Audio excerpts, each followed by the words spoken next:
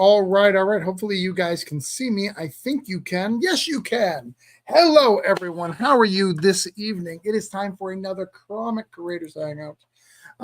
This is, again, we only do it when we're live. So Cthulhu Invades Fairy Tales is live for the next, I think we're about to 24 hours. I mean, maybe at 25 right now, but we're about to go hit the 24-hour mark. We got another one tomorrow night live hanging out with you guys. But I want to talk about it. I want to talk to everybody. We're going to write down some people. I've got some new faces you guys haven't seen before, which is really cool. But here's what I need from you guys. I need you guys to do me a favor and make a comment. If you're on Facebook or YouTube and you're watching us from your channel, make a comment. I want to make sure we see them. I want to make sure we're good.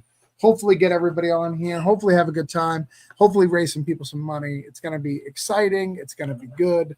We're feeding to a lot of different people's stuff. So should have an awesome time tonight. So let's start with one of my good friends in comics. Oh, Charlie says, we are live. Thank you, Charlie. Mr. J.D. Calderon, how are you? Muted. I'm well. As long as I'm not muted, I'm good. I'm good. I'm well. Good, how are you doing, Travis? I am well. About to we're gonna sell some comics tonight. I'm excited about it. I'm excited about your comic in particular because it's getting a rebirth, a renaissance, if you will. Dreamweavers. Look at that. So we're gonna talk about that. So look at all those covers. Look at all those. Serious. You want covers? We got James saying hi. We've got lettering practice and comics hangout today. Nice.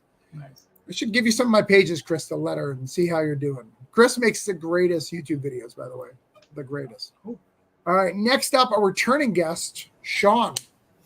What's up? If you're here, that means you haven't funded yet. How close are you? Actually, pretty close. So it's only been 7 or maybe 8 days. Okay. And I only have 500 left. So a lot faster than it's been. We are so close to getting that done. So we're going to talk about that, get that book going. I love your book. I'm excited about it. We're actually going to open some books tonight too, because I want to show people that we actually buy books and don't just fuck around. We've got Ara saying hi. Got John saying hi. All right, let's see who else. We have my good friend, fellow rock comic writer, John, in the house. How are you, John? I'm doing good, sir. Thanks for having me back. I got a short campaign to talk about, so thanks for squeezing me in, and thanks for having this early tonight for us old people who need to be in bed by 9:30 Central Time. Nice. Charlie's saying that his stream isn't working. He said feed just ended. Weird. I'm still seeing it on YouTube. I see it on Facebook. Let's see what happens. All right. If you're on Facebook, leave me a comment because I want to see if it's still on. You're good. Yes, sorry. Oh, it ended and started again? I guess. Internet's a crazy place. All right. But yes, John, we'll talk about your book. By the way, I just got a message for someone who's like, I desperately need you got your the pick. Do you have any picks? And I was like, no, I don't have any picks. You're gonna have to go to John. And then my wife walked in. We have some. I was like, oh, good. I think I have 2 left. So we gotta if you really want one, hit me up. All right. We have people who'd want to pick a big Granite State punk fan. Danny right here. How are you, Danny? Good, man. How about yourself? Now, can I call you Danny because we're public, or is that a private thing between us? Do I have to call you Daniel? Commissioner, Danny, Daniel, whatever you want to call me. Oh, you want to go commish? You want to go commish? No. Danny is totally fine. All right. Because you're going to confuse the comic audience. So this guy goes by Commissioner, and I walked into the comic store one time to give him a book because the local guys, if they back the Kickstarter, I give it to them in their folder. And everyone was like, who? Who are you talking about? And I was like, of course, what are you talking about? Oh, the Commissioner. I was like, Right. what the fuck are you talking about? Yeah. And, apparently, there's another Daniel Torres that shops at Famous Faces now. So, you know. Maybe it's just your dad. Just somebody you just It's possible. Yeah, trying to it's get you to possible, buy his yeah. comics. Right. Yeah, exactly. All right. Danny, you're the one with the echo is what we figured out, by the way. Oh, really? Is my volume too loud? Don't worry about it. Just do us a favor when you're not talking mute. You're good. All right. Next up, we have the guy who's met them all on his former employment. He's met people who do Mountain Dew. He's met more comic celebrities than anybody I know. As a child, apparently celebrating it, has pictures on the back. How are you, Adam Burnham? I would have been a lot better if you introduced me as a good friend like everyone else, or like best friend. But I'm just Adam, not a good friend. That's fine. Thanks for having me, Travis. Our intimacy, I just don't want people to know. You know, That's fine. That's fine. Good. My wife's All right. another. You want to go there, Adam? That's fine. We'll go there. All right. So Adam's comic shop is called Meltdown Comics. The reason of that is Adam and I were in a steady relationship for 5 years. All right. And then I decided when he decided to have a baby with his wife that we need to do that. He then responded, creating Meltdown Comics, showing that, oh, you're having a meltdown, your little comic store. All right, you wanted to bring it up, Adam. That's fine. Let's go. Yeah, you summed it up. The truth is out there. Yes. The truth is out, so don't come at me. Danny, your internet is horrible. I know, man. Spectrum. I don't know what to tell you. Sorry. I mean, I'm on it too. I understand. I don't have that fiber optic over here. Other person who's a greater friend, the greatest friend since it upsets Adam, is Neil. Neil's such a great friend because we sat together one time at a convention at the Ringo's. Best friends. I think I signed some of your books for people. Sure. Yeah.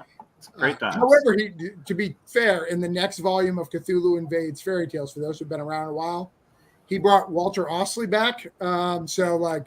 He's the gift that keeps on giving. Kicking and screaming, but we got him back for at least a few pages. Because Walter Osley is fucking insane. Can we get the other Danny Torres in here, like side by side? Just want to see which one I like best. Jack Goodman, who did an amazing pinup in our book. In fact, I got to hire this dude for a cover because he did such a good pinup. So I'm glad to see him here. And some guy I don't know at all, but he is with Justin Jordan doing a cool book. So I mean, if you're doing Luther Shroud shit, you're in my house. Yo, what's up, Travis? What's up, guys? Nice. So, Carl. Good seeing everyone. Thanks for having me. Welcome. So, comments. We got crazy, and then start again. All the comments. So tonight we're gonna have a lot of fun. We're gonna talk about all these great projects. But before we do that, I'm gonna open a couple of projects. See what I got here. I just got two real quick. How have you guys? Have you guys been getting any packages? You guys got anything lately? Oh yeah, all the time. What'd you get, John? I got some new comics from Uncivilized Books, I think was the last one I backed. I got oh my gosh, so many things back here. All the things. I got this Cthulhu Invades Neverland book. Okay, all right. Recently, So still here. I got this one right here. Nice. Oh, I got that too. 1 and 2. I just got that. Catch up. Number 2. Oh, you got 1 and 2. All right, hold on. Yeah, no, you're gonna No, make me no, look we like can't a make fool you 'cause laugh. I don't have them ready. All right. No, We got don't that. put me up. Darn it. Danny is I don't have coming ready. and going. Poor Danny. Danny's like my high school girlfriend. Like we were always dating, and then we'd separate, and then we come back. Like it was constant. And just like Danny, it was normally during a phone call. Like that whole arc would go. A lot of relationship issues coming up for you tonight already. I see what kind of a show it's going to be. Now Adam's upset because I brought up ex-girlfriend. So now I got me some Cerber in the mail from Kyrune Silva Okay. and Sean Barber. Did you see Chuck posted that he's writing 4? Oh, really? That's what he posted. We need some Belial 4 first, don't we? Or is that the 4 you're referring to? But, yeah, that's the 4 I'm talking about. Oh, yeah. I thought you meant he was taking over Cerber. What is going on here? They packed it well. They know you're very judgmental about your packaging. Mm-hmm. I'm very confused by this whole thing, really. Oh, okay. So this is We Don't Kill Spiders. Nice. Ooh, I missed that one. That's cool. Which I thought I backed the trade, but maybe that's coming. This is a great book. If you guys don't read it, so good. So good. All right. That's all my stuff that I unpacked to show that I actually spend money on this shit. So you can get free Gemini mailers. Yeah. That's what it's all about. Let's see. This one's usable because I just got the stamp. All right, let me see that. I always reuse, You man. too, you're right. These are both usable Gemini mailers. You are correct, sir. I can't You got say it. that. You got it. Say, you're helping the earth. You're helping yourself. It's all good. Dude, and I've got because we've got Danny here who does comics. We've got my friend David who does the poems. He does Kickstarters for his stuff. We had Daniel till recently. He passed away. We had Jonathan Hendrick. We have a few comic creators. So it's often that they're like, hey man, got like 20 Geminis I can borrow, so I don't have to order in the back. I was like, yeah, come on over. We'll get you 20 Gemini. Figure it out. I'm going to try that though next time. Just give me used ones. Beggars can't be choosers. Stephen Strange. I haven't seen Stephen Strange in a long time. Howdy. Good to see you. All right. So everybody's here. Here's what we do. If you've never been on the show, I know we're broadcasting stuff. What we're going to do is we're going to talk about everybody's campaign. I'm going to show it off. We're going to talk about it for a minute. I'm going to write down how much they've made right now. And then we're going to try to get them some fucking money. I don't mess around. I'm going to tell you the purpose of this is to try to raise them money. So if you see a book you like, back it. And that helps me get friends. See, Carl, I'll use Carl's example. He knows the guy who wrote Luther's Tribe, which is one of my favorite books. I can then possibly meet him by showing Carl that I can get him money. And this benefits me. And that's really what's important here, guys. So we need to make sure whatever we do make me look good. So if you don't back these guys' books, they're not going to like me. Sean, I basically have Sean as an indentured servant because I've had him on the show so much. That's true.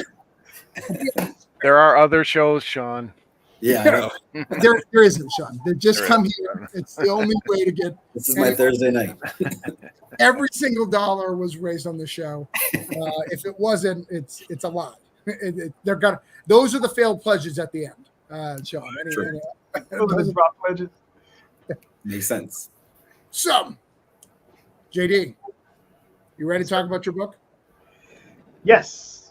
So, like I was telling, Dreamweavers, action adventure comic about 4 kids who go to sleep at night, and when they wake up the same evening, they wake up in the bodies of their 4 role-playing game characters, right?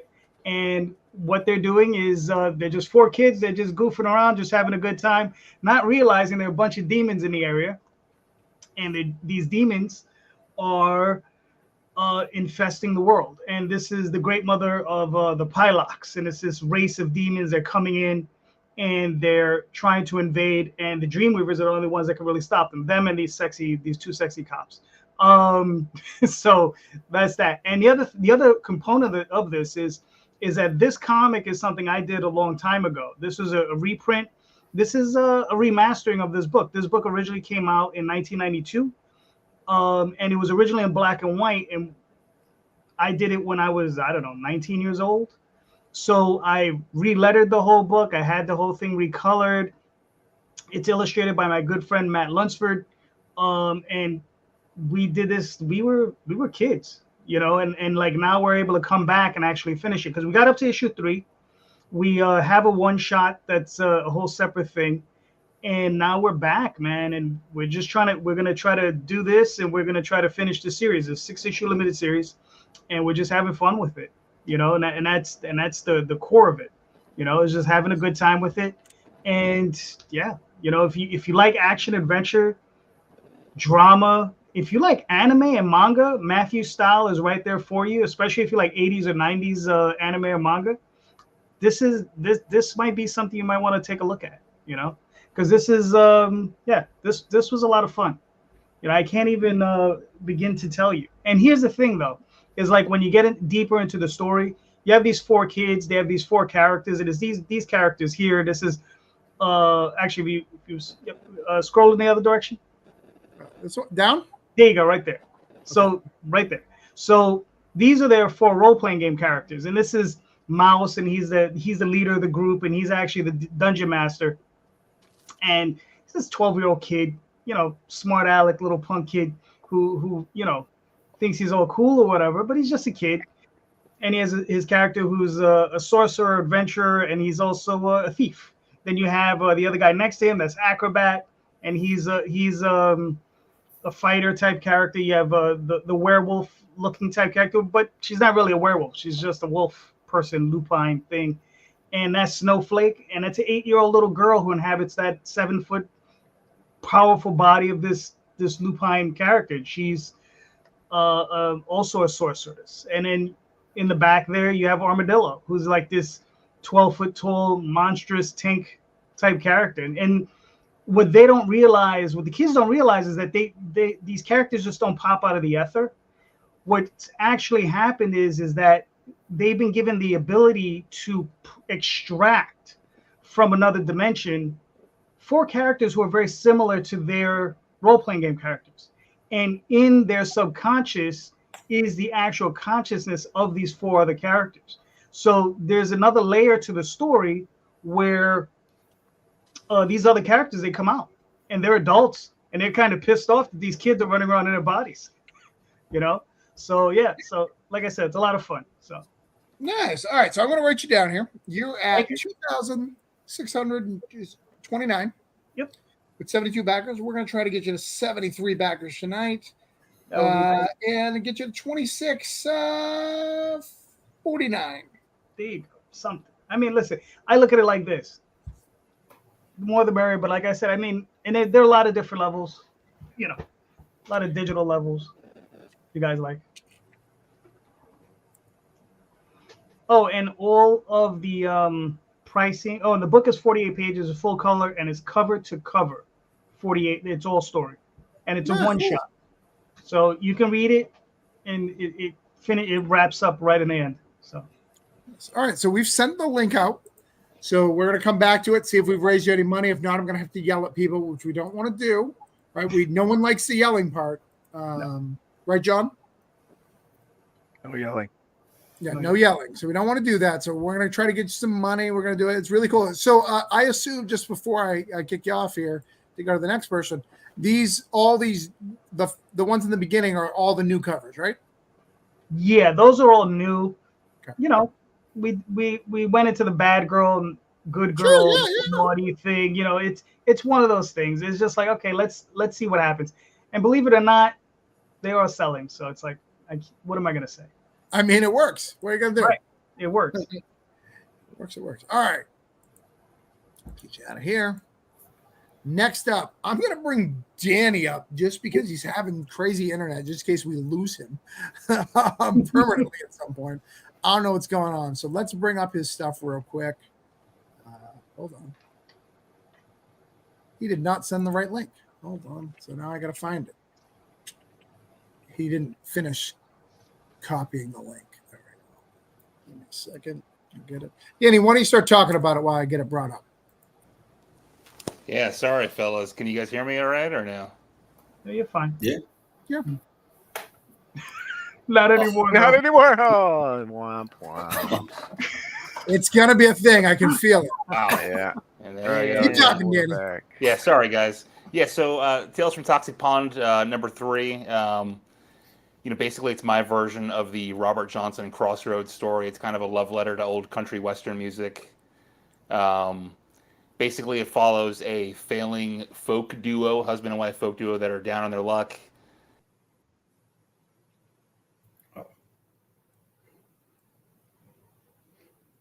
The duo lost his job. He's kind of descending into alcoholism. He makes a deal with this entity to basically try to plead with them, sell his soul to make this incredible country western record. Everything starts working out really well. They get this, #1 record. They're on a world tour. All this stuff is awesome for them until the cosmic entity comes to collect, basically, on the deal. Been working on it since about November or so. Rama Ram, incredible Indonesian penciler, did the pencils and inks. Michael Okoroaga did the colors. We wanted to try to do a color splash in the comic, so black and white with a little bit of green, which is kind of the personification of this cosmic entity. We got a couple different cover options there. We have a vinyl record jacket. We're trying to do a 45. Christopher Albright, who most of you guys know in the Discord, another awesome comic book creator, hooked me up with a musician buddy of his, and we've been kind of collaborating on making some album songs to kind of accompany the comic book. So we're hard at work on that. The comic book is 100% complete. I think we're about $390 or so from funding 100%. We just launched on Tuesday, so doing pretty well so far. Good. Nice. Yeah, no, it's been looking good. I'm proud of your growth as a creator, man. Like, this is a third one in a short amount of time, but you're killing it, man, and you're loving it. Thanks, man. Appreciate it. Yeah, sorry if that was long-winded. I'm really concerned that my internet's going to be going out of here, so I'm just trying to talk a mile a minute. You're good. You're good. If we ever lose you, and you can always just log on your phone. I don't know if you're on your phone now. Yeah, I'm on my phone now. Yeah. Yeah. So you're at Serendipitous. 28. Did he go again? Yeah. Okay, so all right. So he's at I can get him back. So he's at 1111. We're gonna try to get him to 29 backers and try to get him to 1131. That's what we're gonna try to do here. Tales from Toxic Pond. We're gonna share it out, get some people on there, and see what we can do, Danny. Awesome. Thank you guys. Appreciate it. Sorry you're having internet problems. Yeah, no worries, man. Next time I'll have to go to the library or Starbucks or something, I guess. Do you want to just come hang out? I can give my address real quick. Just come. Yeah, man. Yeah, scooch over. Get me a chair. Your wife's like, you're seeing strange men again? Not again. No. It's that guy who's dating Adam, isn't it? Yeah, she's used to it. It's fine. Don't worry about it.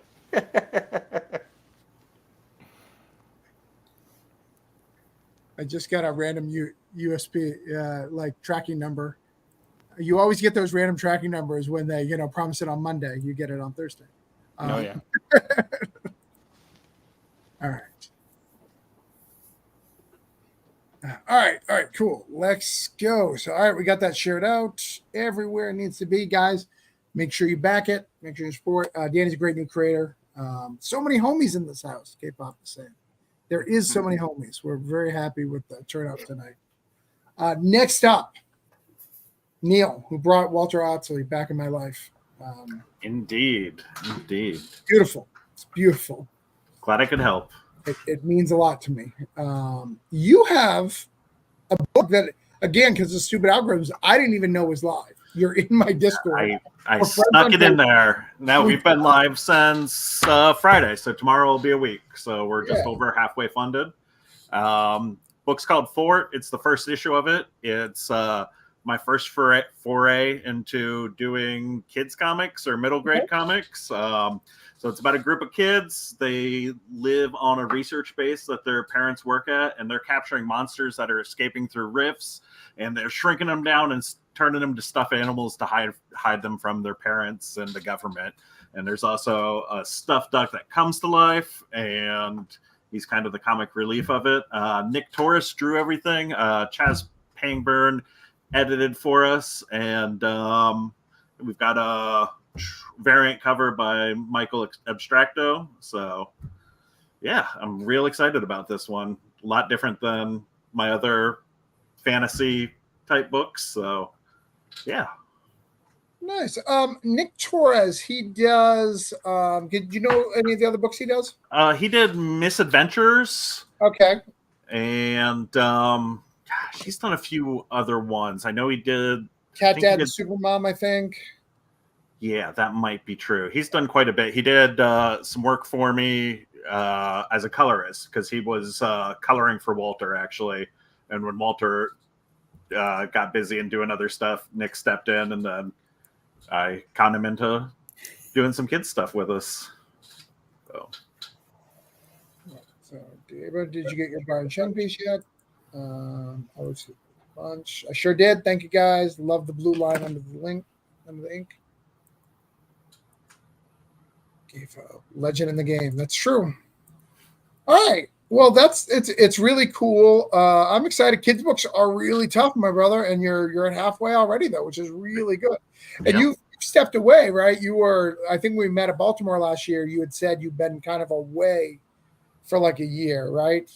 Just various things. Yeah, I hadn't been doing too much. Everything was just kind of out there working. Got a couple other books in the works, but yeah, hadn't released anything for about a year. So it's good to have something new out.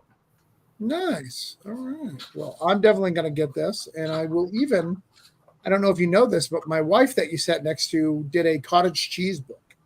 Nice. Which has a song about it. And I can do an update for that campaign for you. Wonderful. So, all right, let's try to get you at least $10 here. Get you to 25 backers. See what we can do. I think that's easy. Let's share this out. Get everybody excited. I think this book looks good. Thank you. Danny, you could just watch if you want for a little bit so you don't get stressed out, because I know how it feels to have to turn it on and turn it off. I've had these problems with the Spectrum before. So it's no big deal. We got you, brother. But yeah, Neil, and can you talk a little bit?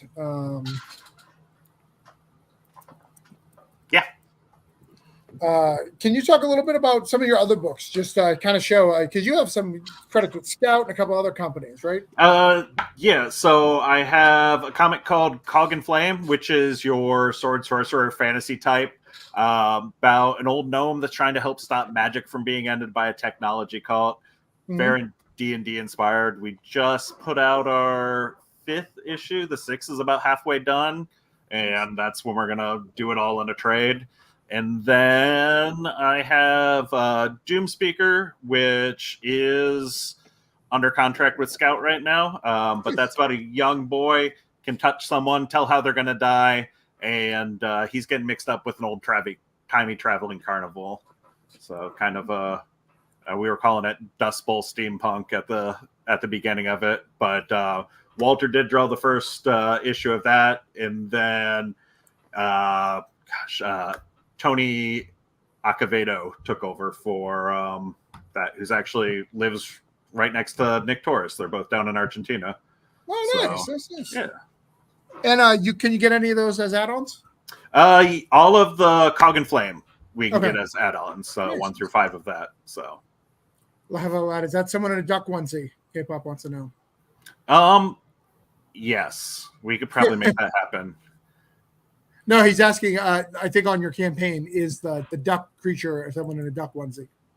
I think you said it was duck. No, it's actually a stuffed animal that goes in the machine that turns the monsters to stuffed animals, but it gets kind of reversed and he comes to life.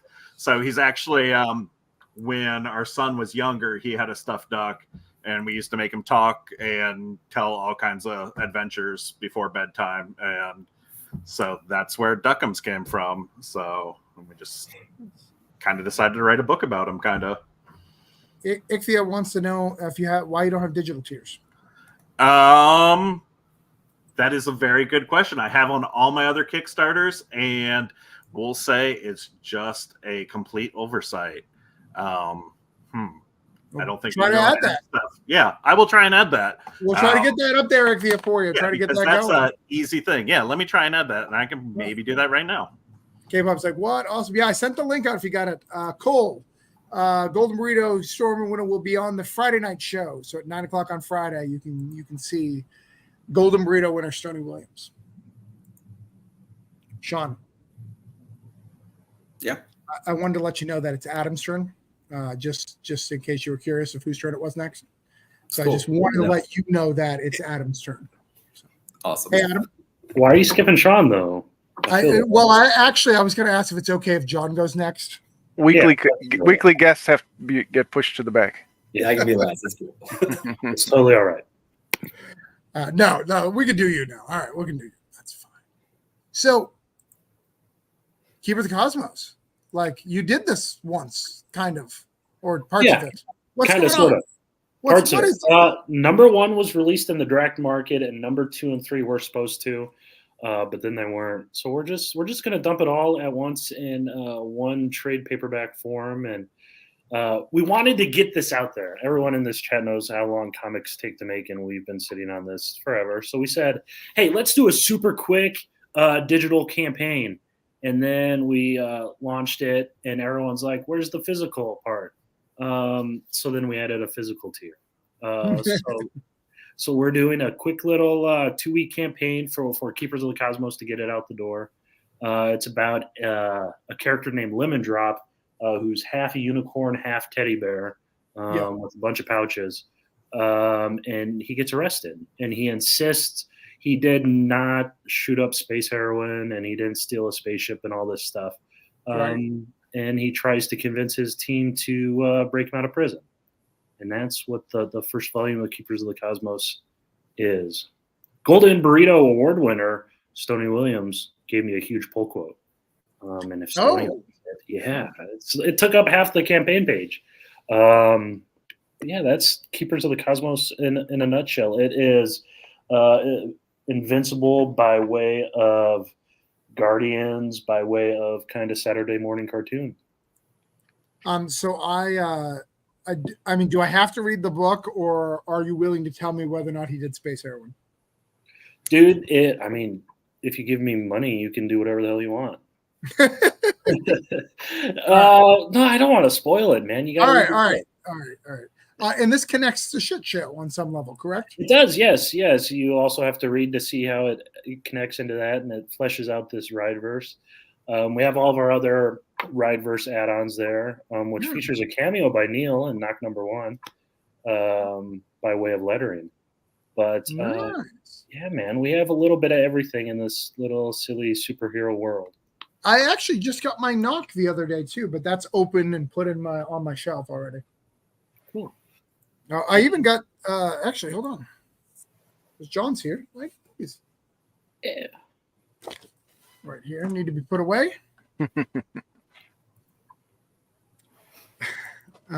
I did not shoot space hair and made me laugh out loud.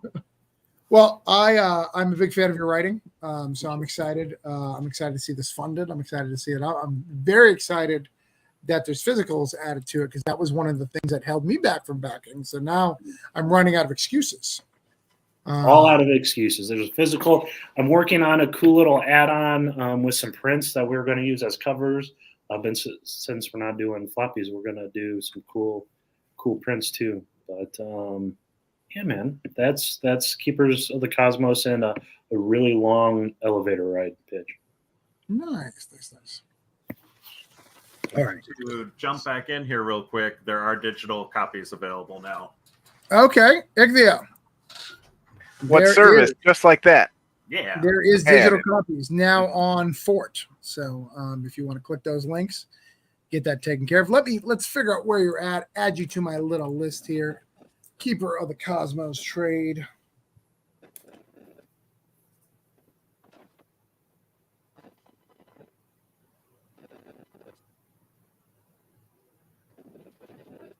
Volume 1, you're at 416, 19 backers. We're going to try to get you 20 backers and get you to 450. See what we can do.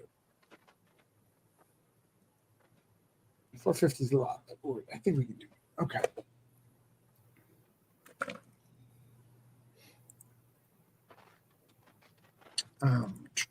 Next up, Danny, you know what I would do? I would shut off the video, and I bet you'll stop disappearing.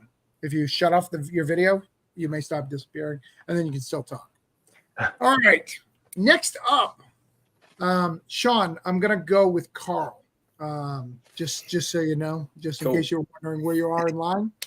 And then, no offense, I'll probably John and then you, just to know where you stand. Carl. Who What's are up, you? guys? I'm Carl Tony. I'm the publisher for 247comics.com. So tell what is 247comics.com?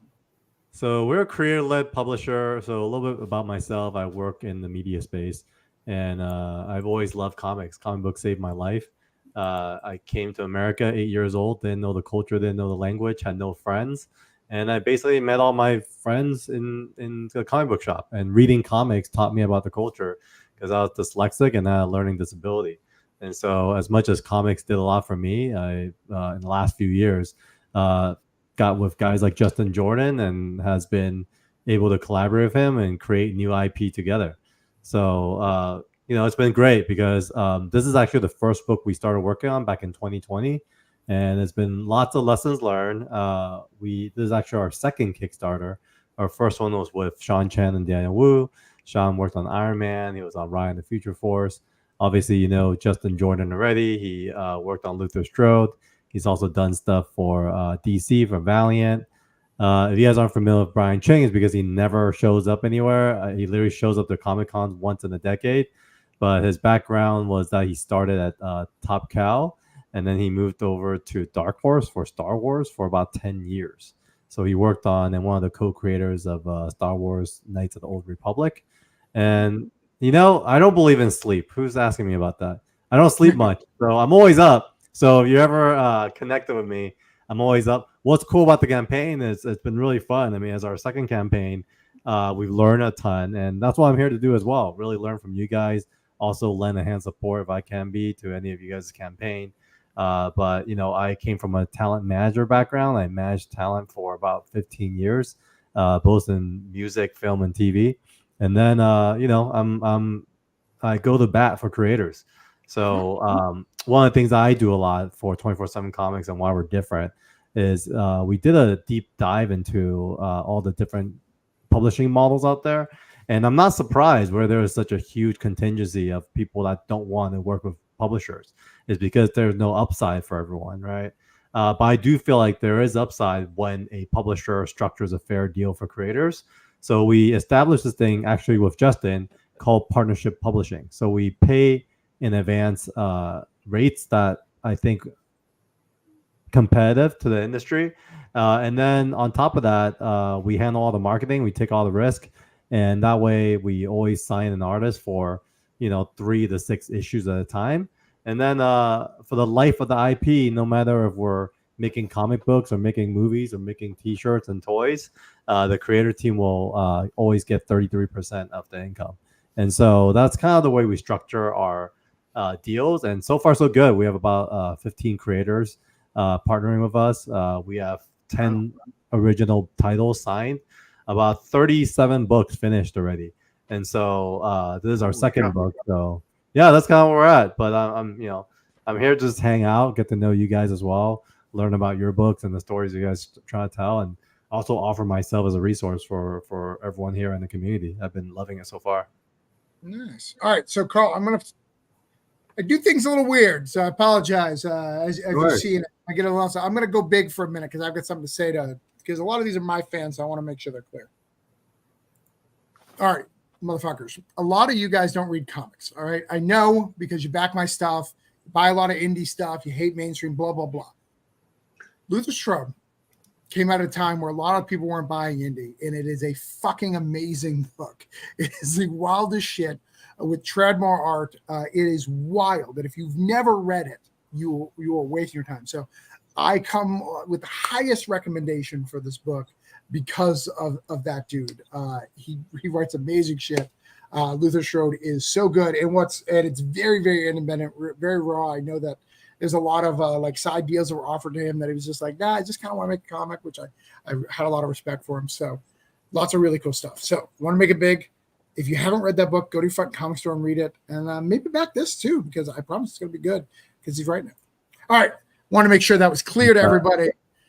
Unfortunately, Carl, if you don't know, a lot of people don't read comics. They love comics as like an idea or like a concept, but they don't want to actually read them. So when there's something that I love, because it's literally on probably my top 20 list of books.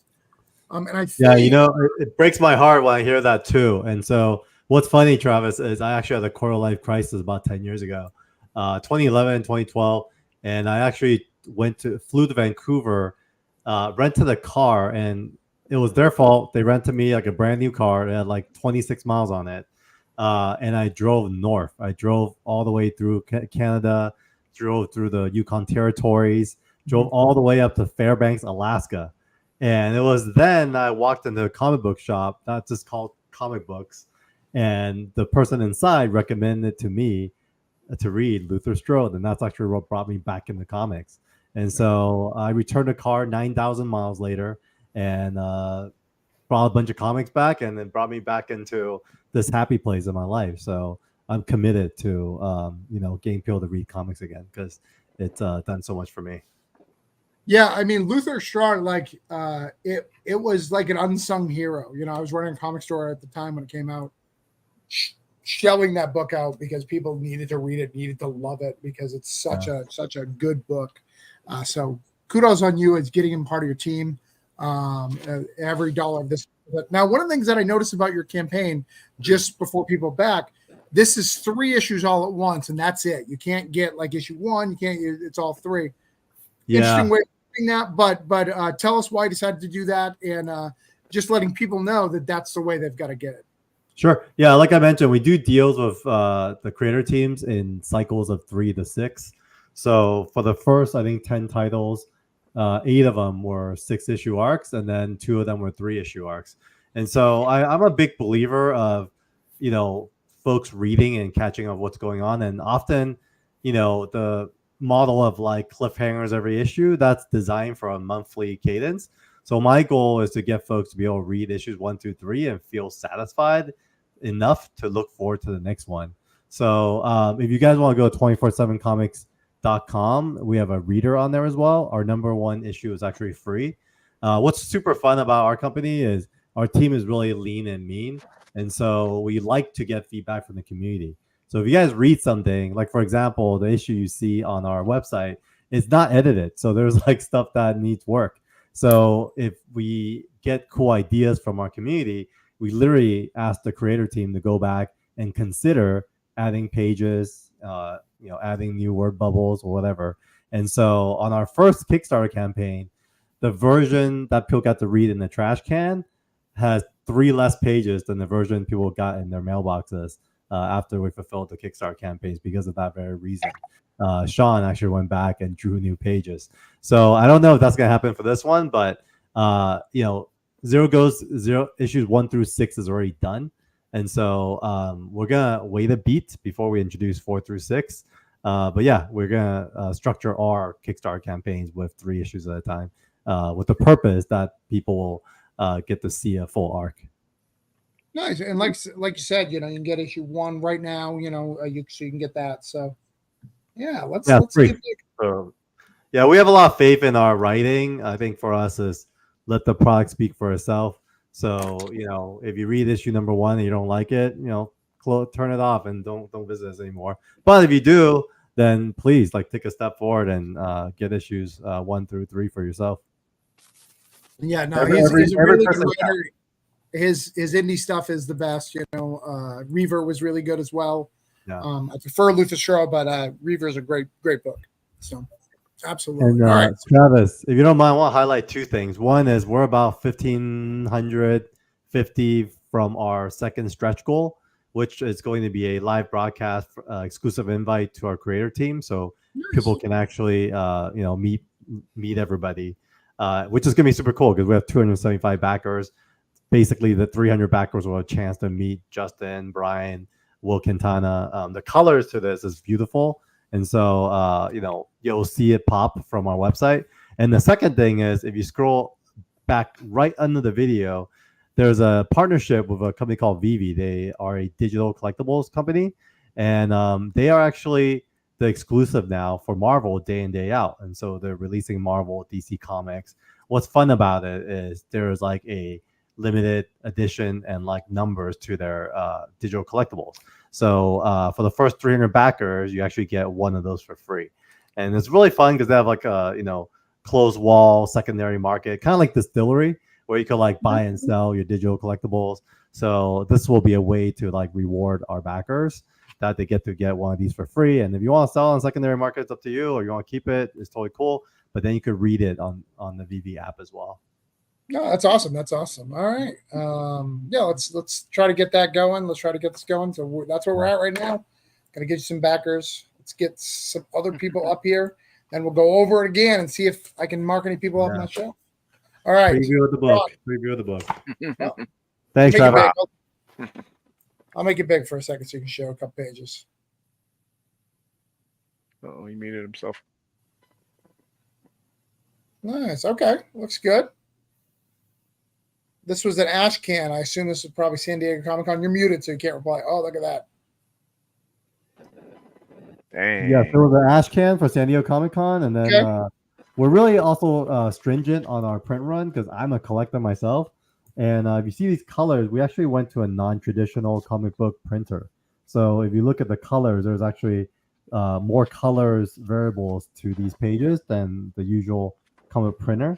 Our weight is also much heavier. I don't know if you can hear it, but we're also limiting this ash can to 1,000 editions. And then we'll be publishing our print runs as well for each of the editions, where our Kickstarter campaign will be limited as well as whatever goes to the stores in the future. So there it is. Looks good. Nice. All right. And then we have time later. We're going to talk about the story, but Justin does a much better job than me. Yeah, we'll definitely talk about the story when we come back around. All right. Next up, I've got John. John. I'm here. Hold on, I'm gonna be. So I had a. Let's have a heart to heart here before we get. Okay. I had a hard time bringing you on this. You know, Drumstick of Doom is my favorite book. It's not my wife's favorite book. You know, she's a CPS girl. But you have one of those things that I don't like on your campaigns. Uh-oh. Can we discuss it? Are you comfortable with discussing? Yeah, that thing. Yeah. Plushies. Like, we sell comics, John. We're adults. We don't need plushies. The real reason we're here is to get into the toy and stuffed animal game, and you know that that's true.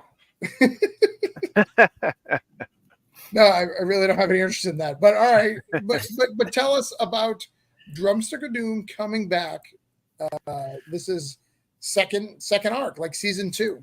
Season 2 is here, and you may have deja vu. We did launch on another crowdfunder earlier this year, but we didn't quite meet our goals. We had some canceled pledges and other things, so we're back to our home on Kickstarter for now, I believe, my 19th campaign on Kickstarter. But what is Drumsticks of Doom? What if Black Sabbath, not the Beatles, became the most popular band in the world, and thus the universe was changed forever, musically and otherwise? But our main character, Lana, just wants to make her independent music in a heavy metal world when she finds a magic pair of drumsticks and is thrust into a war to keep heavy metal on the top of the charts. So the first arc was getting the band together, playing a live show. So, of course, the second arc is recording the studio album. So she's off to the mysterious Silver Mountain from heavy metal lore, and she is recording the album when some nefarious characters show up to join the jam session. So that's where we're at. We're doing Drumsticks is planned 3 arcs, so this is the middle arc of the story, and we're just happy to be back on Kickstarter and getting more support from our fans to finish our goals, which include printing about 1 million of these little guys out into the world. Yeah, I'm a big fan of Drumsticks of Doom. It has a lot of heart. It's a very, very good book. It's beyond concept. The concept is good, but the book has a lot of heart. It says, "I love your Gaiety Plus, John. You make a fellow Florida man happy." Yeah, and I'm like Travis, I'm the extras and the tchotchkes and stuff. I've had a hard time with that too, but I asked my daughter to kind of create a character for the book. She came up with, I said, what would a spider look like crossed with an alligator? And thus Argyle was born. And he's just become a thing of his own. People like him. And so why not, give the people what they want? Sometimes you have to do things that, maybe you didn't intend to do when the series started, but it's fun. My kids like it. Dan, the co-creator of Argyle and Drumsticks of Doom, he's excited about it. So that was kind of how we came to it. Part of the reason we're back on Kickstarter is we came across that 2-word phrase that we all just salivate at in the comic and small business community, and that was price break. So, basically the price I ordered 500 for, was about the same as 100 or 200. So once they told me there was a huge price break, I went a little bit overboard. So now I got to come begging back to Kickstarter so that I can pay my debt down and sell some of these plushies. So is the main theme of the song "The Metal" by Tenacious D, John? Yeah, I mean, Tenacious D and The Pick of Destiny, those kind of movies, it's definitely it more in that vein.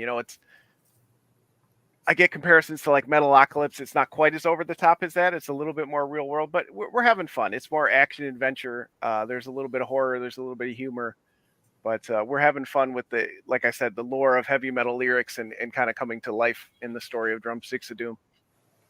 Well,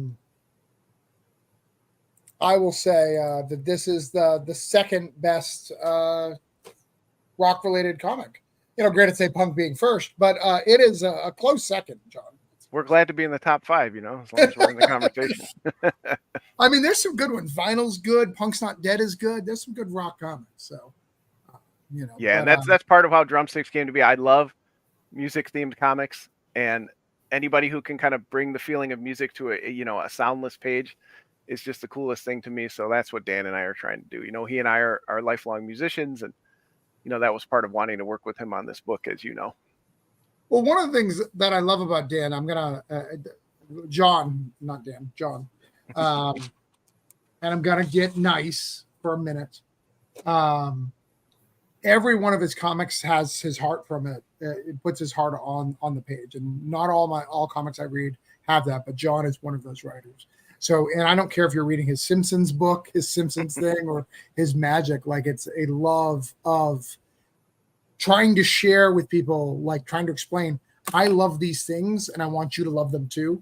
And I think he does a really good job on that in all his books. And John, I think you're a really good writer.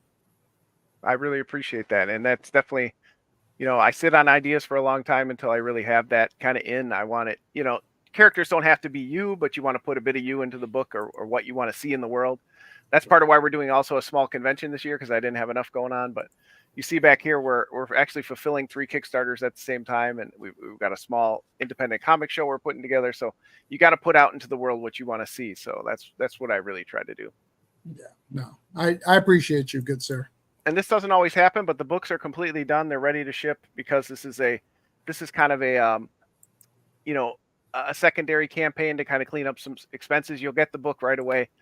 As soon as we get those surveys out, some have even gotten them in the mail. Someone on this very show may have one in the mail right now. Adam, let me know when you get it. I really want to see what it looks like. So Sean, Yep. It's your time. We're gonna get this bitch funded tonight. Is that what we're gonna do, Sean? Sounds awesome to me. It's like $500, but that sounds good to me though. Just work harder. Work harder. Stay up all night. Say I am on a hunger strike until I fund this book. I'm gonna stay alive until it funds. Till it funds. Stay alive. That's right. That is a man who is willing to commit to this thing. I will gladly jump off, and you can have the StreamYard. You can have fun. Sounds good. But Sean, tell us about The Fog Within. Hold on. Yep. I know I've been giving Sean a lot of crap here, but what I do love about Sean, for those who don't, most people know me, but if you don't know me, I love comic creators, and I love comic creators with passion. And Sean is one of those guys. He's very new to this whole thing. Basically, these 3 issues were about a year and a half, if I'm not mistaken, a year and a half to put together. And he's taken all the advice, even if it's been bad, like thrown it up there and just tried everything and listened, and actually wants to listen and be part and grow and do stuff. And I got to tell you, man, I think it's paying off. You're so close to funding so early. It's normally like the last week or at week 2. So dude, you're killing it. You're killing it. I'm excited. So Appreciate it. All right, let's talk about it. Yep. So been a year and a half, 3rd issue ever of writing in general. It's been great. But the story of The Fog Within, there is a catastrophic event in the present. 3 days later, Hunter is running into some fog, and all of a sudden on the other side of the fog ends up in the future, 26 years. No idea how he got there. And you as the reader learns with him about this new world. It's dystopian, sci-fi. There's rebels. There's ruling regimes. There's fun troopers, all kinds of crazy stuff. And for K-pop, it is Gary. There's Gary in it. So K-pop, big Gary fan. yeah, I was on Sunday's show, and about 45 minutes over in the show was just about this random character named Gary that my son created. Just a screaming character in the first issue, and he's been obsessed. He's made T-shirts. That's actually Gary right there on the stickers on the add-ons. Right here? The first, the screaming guy. So yeah, my son became obsessed, and now Gary has a little mini arc in each issue. So for issue 2 and on, I'm gonna have the draw-in tier, and on that draw-in page, Gary has something that changes, his life a little bit more for the better. Starts with a burlap sack, and now he's a rebel in issue 3. So yeah. And what I love about Sean will do anything. He will make Legos. He'll do stickers. He'll do bookmark. What do you want? He will make it. You want a plushie? He'll make you a plushie tomorrow. I haven't done a plushie. I can't afford a plushie, I think. Lego is probably as far as I go, but I got the idea from Zion Studios. Charlie, he gave me his guy, and it's really cool. It's my soldier character, the Swarm. And I appreciate that because, a lot of us old farts, it takes us a long time to sell out. I say sell out early, cash in. Don't sit around for 15 years saying, I've got all this integrity and all that. Just sell out. Do what you need to do to get your book out there. Yep. Go Gary. Make Gary do more. Yep. Yeah, there's a lot of Gary fans. I'm really happy to see that Gary has such a pull. Yeah, on her show, actually, someone said they're going to do a cover of Gary, Spider-Man 300 homage of Gary, which I was like all for. So I'm excited to learn more about this Gary. I'm going to have to go back and read my 1 and 2 because I was not attached to Gary, and apparently I'm wrong. Yep, that's all good. Yeah, actually, I don't know if you remember, but I sent a sticker, the Gary sticker, to only a few people in the first issue, people that helped me out, just starting out, and of course you were one of them. And I just put like a little note on the back of the Gary sticker. I think I remember that. Maybe I could find it, K-pop. Maybe you can have my Gary sticker. Or did she get one? She doesn't have one yet. All right, I'll see what I can do, K-pop. Maybe I'll get it. I'll get it for you. I know your address. If I can find it. So the stickers in my house, they go through a system. All right, here's how they go. I don't care. So they go from me very fast. So unless it's punk related, I probably don't care because all my stuff is punk. Then it goes to Heather. She has an assortment of stickers. And then Heather decides what goes down to her daughter, Nay. So that's the thing. And then beyond that, it goes to my son, Remy. Normally excluding the bigger titty ones, normally go in the trash because my wife doesn't. I probably got about 10,000 of them on my desk too. Everybody sends them. They just. Oh yeah, I've give them to my kids. And I got metal bookmarks from people. Yeah, we got. Yep. So, but my kids love them. So I don't know where your Gary sticker is, but it's somewhere. Gary, all good. Where are you? Gary, where are you? Says they sure do, Aaron. I can't wait for my Argel plushie. Okay. All right. So we've got you posted. The links are in the chats. Guys, click on those links, get some stuff. Last but not least, like I said at the beginning of the show, Cthulhu Invades is now in its last 24 hours. If you don't know, Cthulhu Invades is a big book that we do every year. This is the 4th volume. So this is my book. It needs some help, guys. It's not doing well. It's not doing well. So if you guys can help it, no, it's doing fine. It's doing great. It's doing better. It's actually our second highest campaign. So we're going for 666. We are? Yeah, it's good there. I'd like to get to 700, but that's fine. I mean, I guess we can do that. But yeah, we're doing really good. 160-page graphic novel. I have gathered the most talented people I know, to do this really cool thing. We have this cool stretch goal at 3,500, where we're going to add some SWAT UV to all the books, make them look prettier. Got some of the greatest indie guys who are doing all sorts of stuff. So make sure you're part of it. I even have John in here, and he's not even in this book. He's in the second one, as you pointed out. I just haven't moved him. I just keep my name out there, Yeah, getting your name out there, bragging like I want someone to ask for a refund because you're not in using my swag. Using your swag. Exactly. But yeah, we have hardcovers, soft covers, and standard edition. Got a lot of the fairy tales, from Cinderella, Snow White, Little Red Riding Hood, Rumpelstiltskin, Goldilocks and the Three Bears, the Fisherman and His Wife, Ugly Duckling, and I mean, this is an ugly duckling. Look at this ugly duckling; it's horrible. The Boy Who Cried Wolf, a Three Snake Leave, the classic that is only in Germany that one of our guys wanted to do. Three Billy Goat Gruff, Tortoise and the Hare, a lot, Puss in Boots. You guys know a lot of these stories. So it's really, really cool. You can buy our other stuff too, the Oz, Wonderland, and Neverland, which John is in Neverland. So, I mean, we're not 100% lying on this campaign. First anthology I ever got invited to. Woo. Yeah, so it's really cool. But yeah, this is our book. This is shit. We do have swag. We got metal bookmarks and T-shirts and all that. So, and then Orange Cone, we've done a few books here. So if you want to get any of our other stuff from either myself or from our other publishing partners with Band of Barge or Scout, we can do that. As you see, we have a commitment of fulfillment. We've been doing this for a while, and we take care of our people. So any questions, comments, concerns, blasphemies? When do we get to volume 2 so I can actually be in This is awesome. January. January is when volume 2 comes out. Nice. Assuming that we get this one done and shipped out in time, which we probably will because we're pretty good at our job. But it'll be cool. So Travis, where do you ship from? We should be here from the States. Okay, cool. Yeah, here from the States. I do it all. I do it all by myself. I ship it all myself. Damn. In Florida.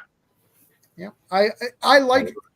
I know there's going to be a time when I can't do that. Not because of growth, just because I literally got like 8 scripts I got to do.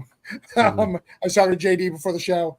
I haven't really been able to write as much as I'd like to. So eventually I'm going to have to stop doing that. But I really want to keep humble, and I think it humbles you when you have to get stabbed in the hand from tape, from trying to figure out.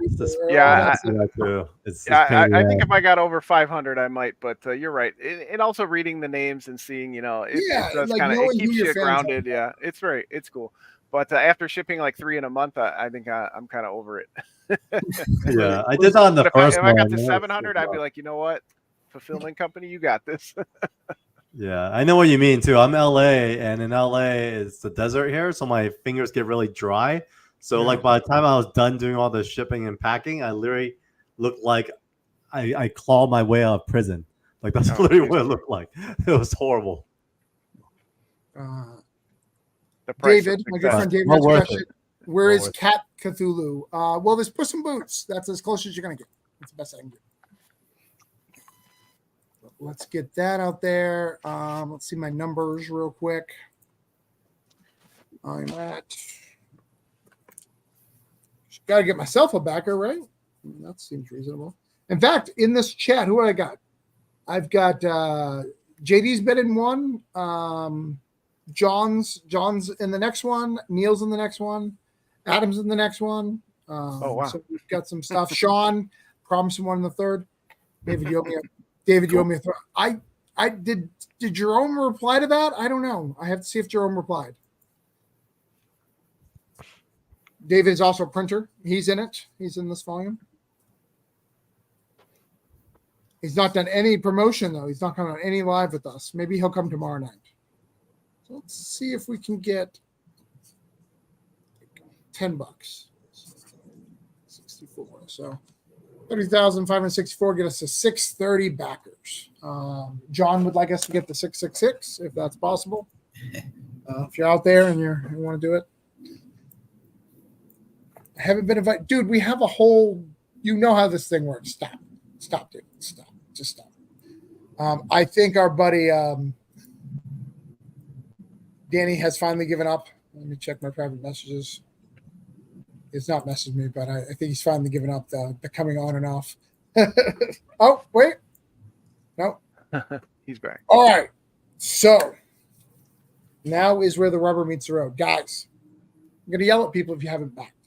Some of these I'm going to have to back. So you don't even have to do a damn thing, but I love it. I need an explicit invitation. Mr.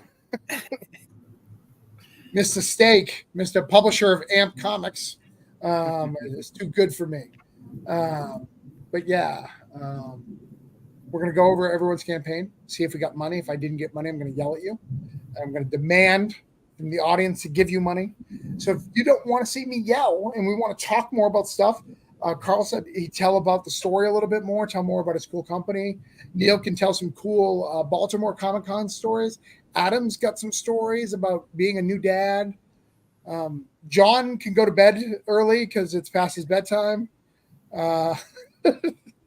And Sean's staying up all night till it's funded. So, I mean, Sean's not going to bed. So Till it's funded. And JD will bring out his birds if we get to enough money. I never hear the bird. Are the birds on another part of the house?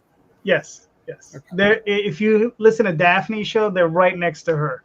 Yeah. So they're by her office upstairs. Yeah. I've seen them before on, I think like something was happening where she couldn't be at her desk and she was by them once. Yeah. Einstein will start talking.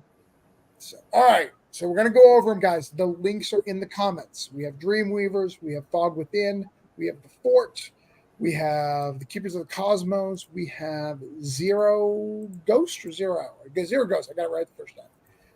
0 Hour is a DC crossover. That was very good. Just had a book come out this week.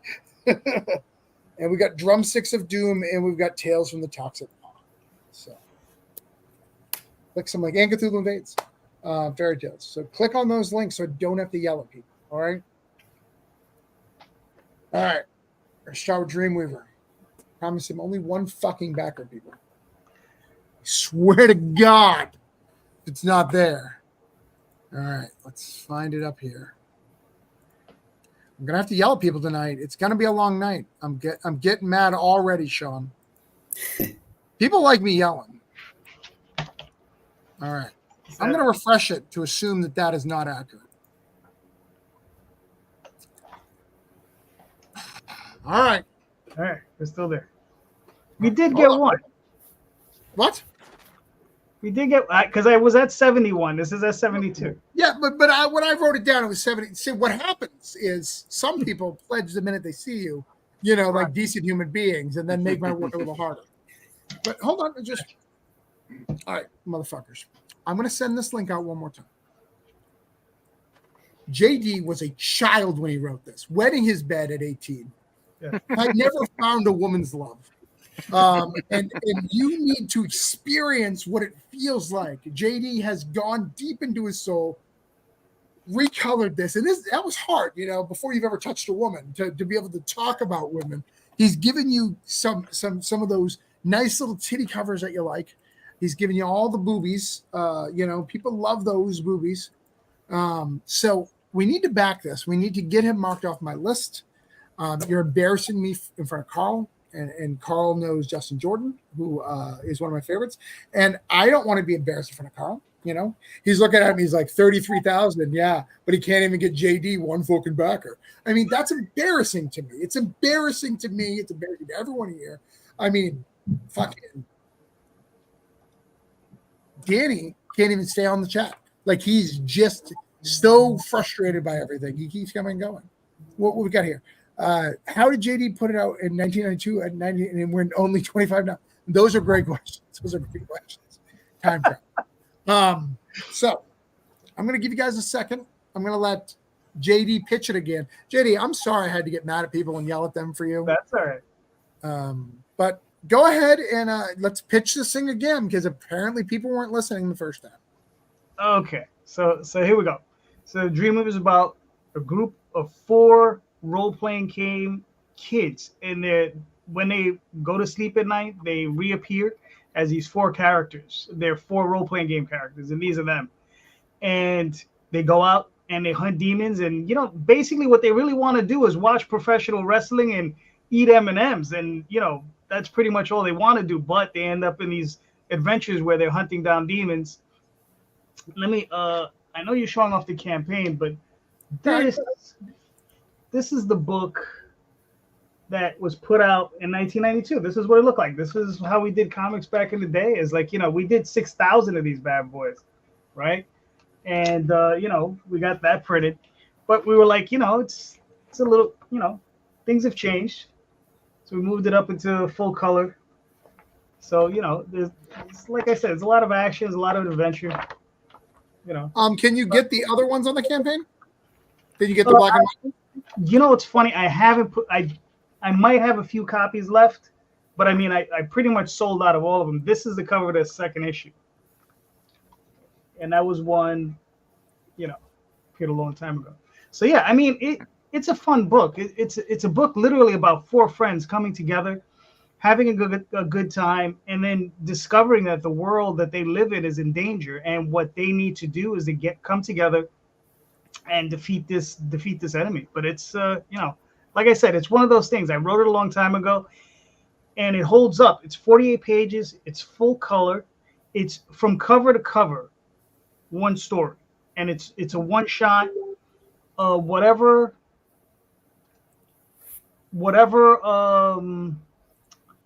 If you look at the levels on there, if you're in the United States, shipping is included. If you decide to buy a physical a physical book. So there you go. We got two backers. Thank you. You guys are awesome. One of them was mine, so I wet the whistle. Oh, whoever was the other one, we appreciate you. But we got you 74. What that means, good sir, I can mark you off my damn list. Thank you, sir. Appreciate you. Mm-hmm. Can you do me a favor though? Because again, these ungrateful bastards on the internet, JD. Yeah. Ungrateful bastards. And can you tell them what you do on Sunday night to help creators, kind of like what I do? Yes. Almost every Sunday night, I come on. I have a show similar to this, but a little dissimilar. So Sean will be there this weekend. Travis was on there. When was it? Last weekend? I think it was somebody was there representing me, but yeah, there was somebody. Right. I was there the week before.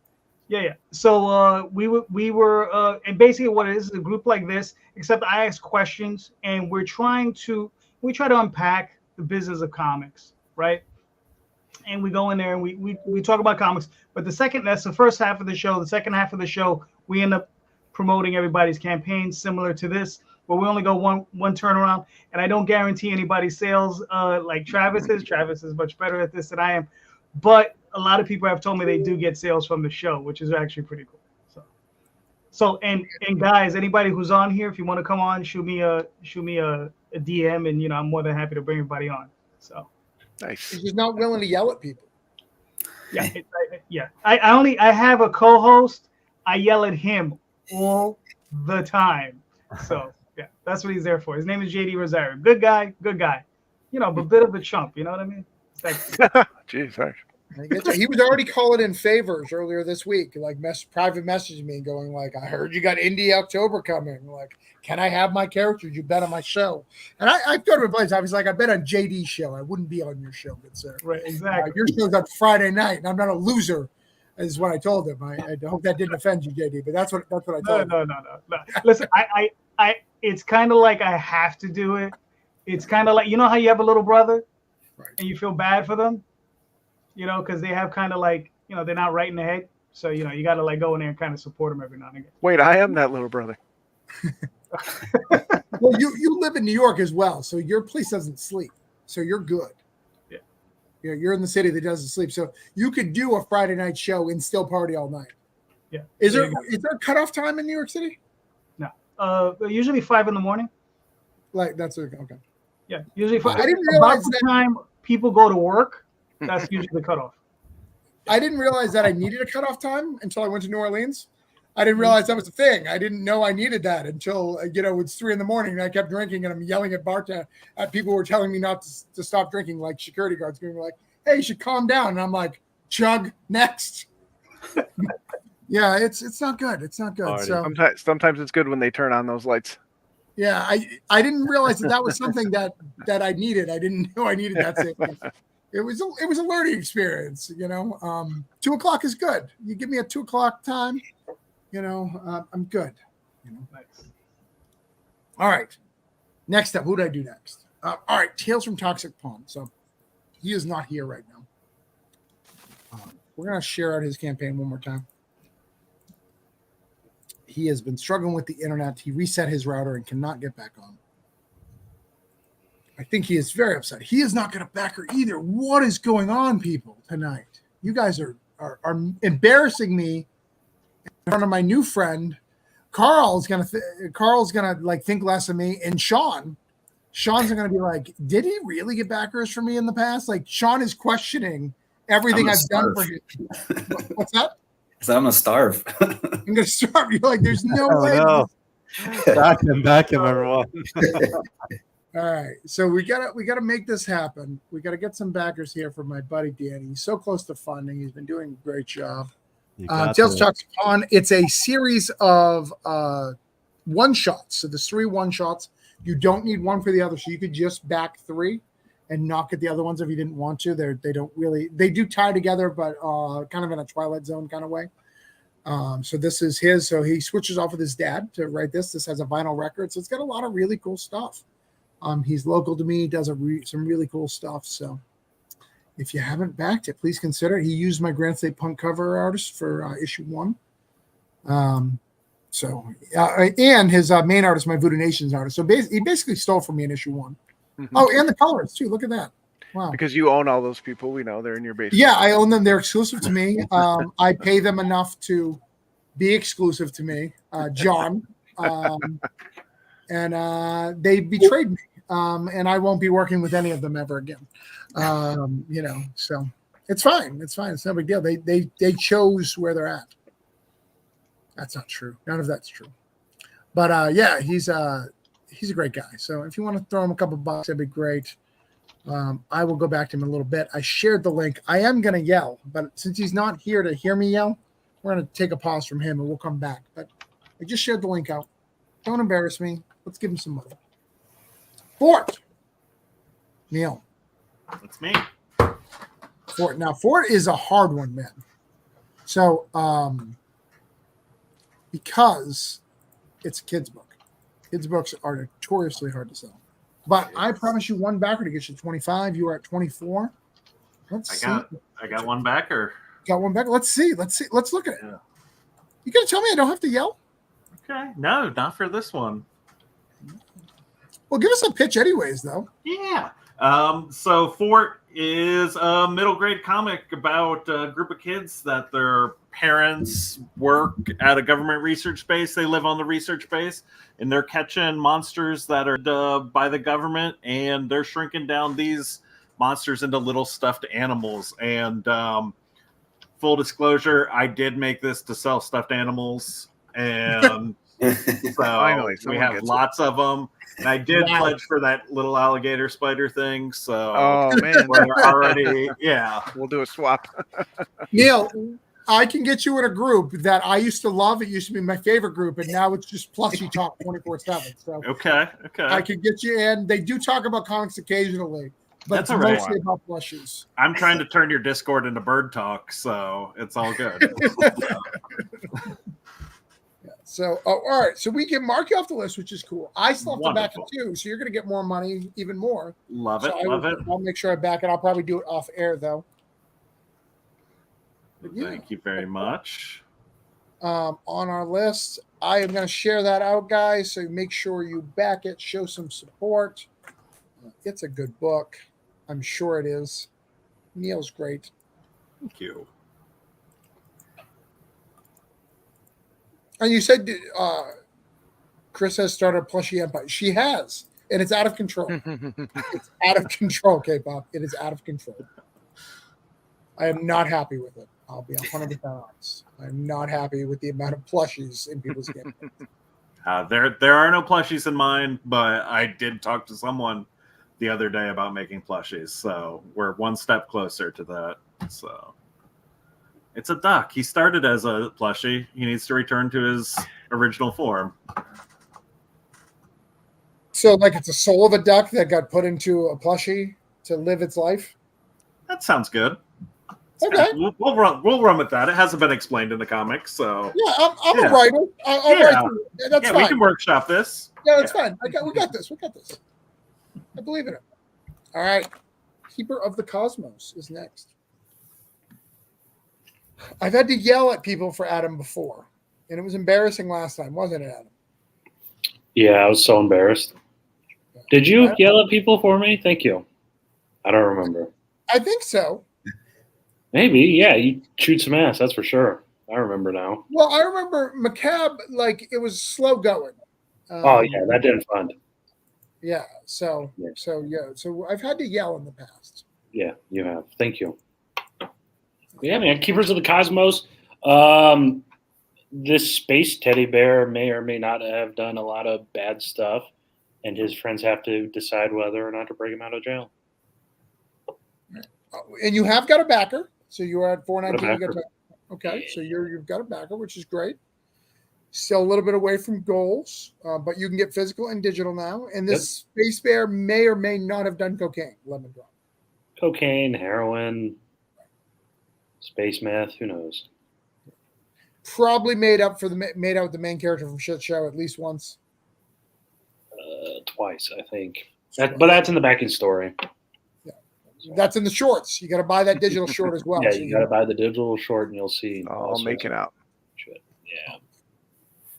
Tell me about your team here. Yeah, Goon does the interior art, super almost Ryan Otley-esque. I saw that and instantly asked him if he wanted to work on the story that I was mulling over in my head. Viviana's done colors with me on all sorts of other stuff. Knock was one of them she's worked on, and then Letters is by Letter Squids, who does all sorts of stuff everywhere. Pretty much everybody, right? Yeah, he's everywhere. So yeah, that's the creative team. So what is the next? I'm glad I got to cut some of that. Hey, Matt. We can get you on, Matt, if you send me a private message if you want to come on. What's next in the Riotverse? What's the next book? Next is shaping up to be House of Haunts, which is like an homage to EC Comics. It's kind of sort of an anthology, not really. It's the first issue. I invited 5 other writers to help concoct short stories, and the X meets Y on that's Universal Monsters meets Mortal Kombat. It's just a bunch of spooky people killing each other in a tournament of sorts to get magic and probably space heroin again. But that's what's coming up next. We'll see if we can get that out this year, but probably first one of 2025. So space heroin is an ongoing problem in the Riotverse. It's the one Easter egg in every single thing, even though it makes 0 sense to the story. We cram it down your throats. Right. It's like, remember that year that what was it? The what was it called? Do you remember like the X-Men? No, the X-Men. The mutant, was it mutant hormone? The pill that Bendis created, like where you could get mutant powers for like an hour. What was that? Mutant growth hormone? Mm-hmm. MGH. Yep. Yeah. Mm-hmm. So it's basically that for the Riotverse. Correct. See, I'm writing so many things today, Neil. I just wrote the origin of the space heroin for Adam. I'm writing origin of the duck for you. All right, keep the Cosmo. We got you down. All right. Now, Carl's a big one. Do not embarrass me in front of Carl, guys. Seriously. It would just break my heart. It's happening, man. There was like 4 or 5 pledges already. It's been great. Thanks for the support, guys. So I didn't let you down. No. I mean, honestly, I had no expectations. I just wanted to come hang out and, Yeah, all right. So Zero Ghost started out. So I only got you 1 on here, but since we started 271 in the last 1 hour, we've had 5. We got Colton. Nice. We got Colton Collins, Sean Jackson, Jason, Chaz, and VS is the most recent. So thanks, guys. So all right. So let's mark you off here. I got you off my list. And I will be backing too when I get off. I want to look at this campaign and see exactly what I want to get, but I'll be backing today. In fact, I was going to back, and then I realized you were coming on the show. I was like, well, if I need the extra cred, I'll just do it then. But anyways, you're off my list here. You're muted or something, I think. Yeah, I'll send an update for us tomorrow as well.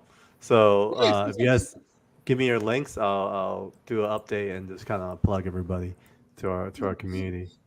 But tell us the story because you didn't get around to that last time. Oh, yeah, I didn't get around to it. So I like to say this is like our version of Hannah meets John Wick meets Big Trouble in Little China that takes place in a futuristic cyberpunk Hong Kong. So what was really fun was at the time when we were making this, I work in media. So for us, when we think about comics, we do think about adaptation, but at the end of the day, it's more important for us to make a great comic first. So Justin, wanted to build this whole world, leveraging Brian Pink's background, drawing for Darkness and Witchblade. And so, obviously, I think for us, we were very inspired by John Wick at the time, but we also wanted like a badass lead character. And so basically, this Kira, she's the daughter of one of the families in this world of Zero Ghosts, where it's a world all run by criminals. And so there's different families, different facets. It's very folks from all over the world. So if you guys ever been to Hong Kong, it's like a boiling pot. There's like, folks from there's a lot of Britons there, there's a lot of Indians there's a lot of Southeast Asians there's a lot of, everyone is in Hong Kong. It's like the super boiling point. And if you watch the trailer, there's a whole like story to it as well. But basically, this girl Kira, How long's the video? Less than a minute, I believe. So if you want to play it, Kira basically gets kidnapped. Like right off the bat, she gets kidnapped out of bed, and then she gets tied to a table for sacrificial purposes, and because this one of the families that they're fighting for power, they want to sacrifice her to this death angel. But what happens is she ends up talking to the death angel, and the death angel was bored and says, how about I merge with you instead and wreck house on these families? So basically, she, instead of giving that death angel ultimate power to her kidnappee, she basically bonds with the death angel and goes wreck house on all these different families. So it's a bit of a revenge story. She's trying to figure out like what the hell happened to her family because she went back home and everyone's gone. And then on top of that, she's basically going after all the other families with her new powers. So that's the story of Zero Ghosts. Nice. Again, Justin tells it way better than me. So I'll let the trailer speak for itself. The trailer is kind of cool because my buddy, do you guys ever watch the channel called Swaggle from Mickey Finnegan? So he has a YouTube channel as well. I knew him back in the day when I used to work in music, and he used to direct all the music videos for us. And then one of the groups that he directed a lot of videos for was LMFAO. I don't know if you guys remember like Party Rock songs. Yeah.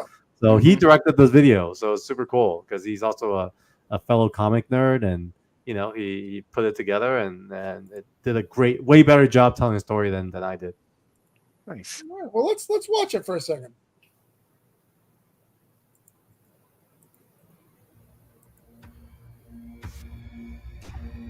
Growing up in this city taught me one thing. Everyone makes a deal with the devil. I just never expected mine to be real. You see, this place is run by 5 families.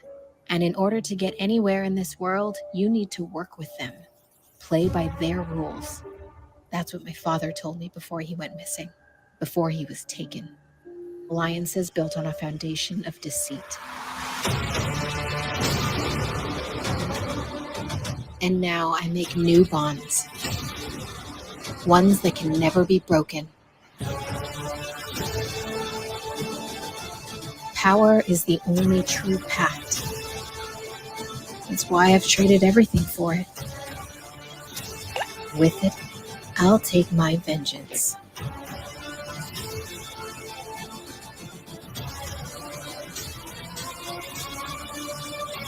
Everyone here makes a deal with the devil, including me. It's why I'm now a shell, a carapace, a vessel,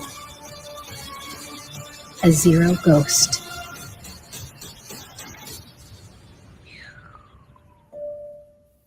There you go. So one of the concepts of Zero Ghosts is that since she's bonded with the devil, basically the death angel, the way every time she uses power, a piece of her soul gets drained. So basically, by the time she's used up all her soul, then it's over for her.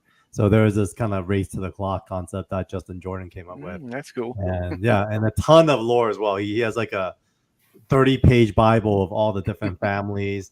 Like one family, it's all about the sensual stuff, so it's really sexy and provocative. Another one, it's all about thieving, so it's like a thief. Her family's all about stealing and like scams. Another family is like all magic. Another family is all strength, and so it's really, really well thought out. In fact, our 50K goal will unlock these metal cards that are like all the different characters, and then we even have like their powers and everything behind it. It's super cool. So I'm excited for us to hopefully get there. But regardless, we're gonna make these cards anyway. So it'll hit our web store probably in September sometime. Nice. Well, I'm excited about it. We got you to what we promised you. No, thank you, man. No, I'm here to support as well. Just got another pledge, so thanks, everyone. No, it's a good book. I'm excited about backing it. Looks a lot of fun. But does it have since it's draining its power? Does it have the spawn power meter? Because if it doesn't have the spawn power meter, is it even worth it? Gotta add it. See, he said he adds stuff based on feedback. So it's so funny. That was the thing, right? Well, that was the thing. Is there still a spawn meter these days? No, I think he realized the series would have to end. No, it came back, so it went away. It went to 0, and nothing happened. Yeah, but then recently, in the last few years, it came back. I don't understand the spawn power meter. I think we did talk about it. So early on in development, we talked about, do we want that meter? And we're like, that's too on the nose. So instead, it's going to show through the visual storytelling as she like deteriorates. But what's really cool, I want to highlight is Will Quintana. He did the coloring for this, and it's been 2 years in the making. He spends 2 or 3 months per issue because this is truly a passion project for everyone involved. And so, Justin spent a lot of time writing. Brian is like a beast. He spent a ton of time writing drawing details. So the artist edition is basically a black and white, which has no words and no word bubbles. So that way you could kind of see how freaking awesome Brian's art is, because this guy really poured so much into the art itself. And I myself, I'm a big fan of just original comic art. So you could see for yourself that, Brian didn't spare any details in what he was doing. It was pretty insane. Great. Yeah. And then Will and his colors is amazing. And we also have some variant covers. We gave this one away during San Diego Comic-Con as like a redeemable piece. And, same thing inside. But this guy's Mannix. He's a very popular Filipino artist. So if you kind of look up recently, they did a Thundercats cover with Mannix. And he is actually really famous in the Philippines, but he's starting to make a splash in the States. So I want to showcase what he did as well. And he did a really fun one with like the big face of the Death Angel and all the different characters from the book, just kind of falling. Super fun. Oh, that's great. Can you get your other book on the campaign as an add-on? Which one? Evermind? No, we didn't do that.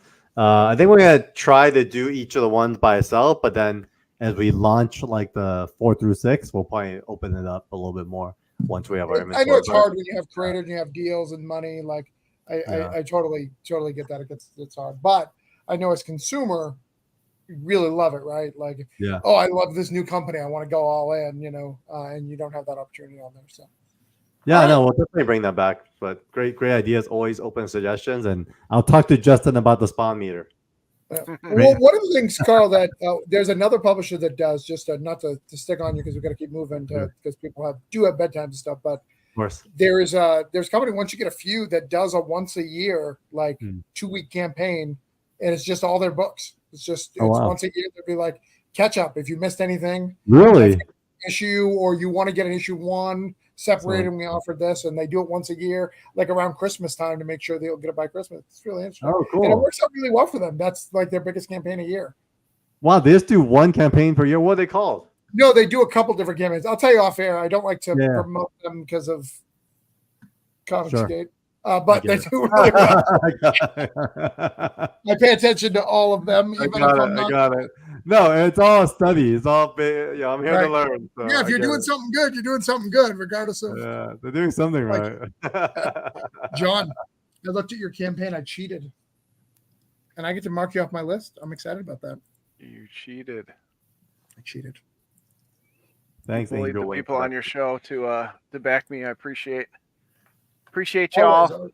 In It looks fact, it looks like a lower goal, but it is, part of a bigger thing that we need to do because we we made some mistakes. I got 500 of these little things headed over on a boat, and help me get out of financial debt. So I really do appreciate it.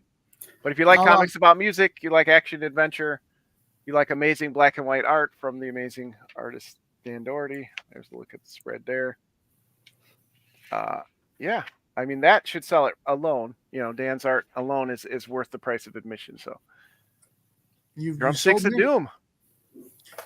And I will. I'm doing a Granite State Punk update tomorrow. I'll put that in that for you. I appreciate you. A bigger crossover, and we've already done crossovers in the past. So We have. Way back in issue 2. way 100 back years ago. 100 years ago.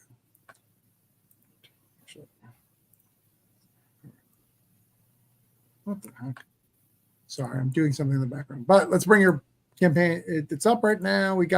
No, it's not up. There it is. Do a quick pitch of it. I'm going to mark you off my list, but go quick. What is it about? Yeah, again, it's heavy metal. It's music themed. It's adventure. It's got hybrid creatures. It's got demons, that just want to hang around and play music, but some of them don't. They want to do bad things. So we, again, I'm a lifelong musician since I was a young man. Dan is as well. He's actually playing at our Indie Comics Expo that we're doing here in Chicago in September.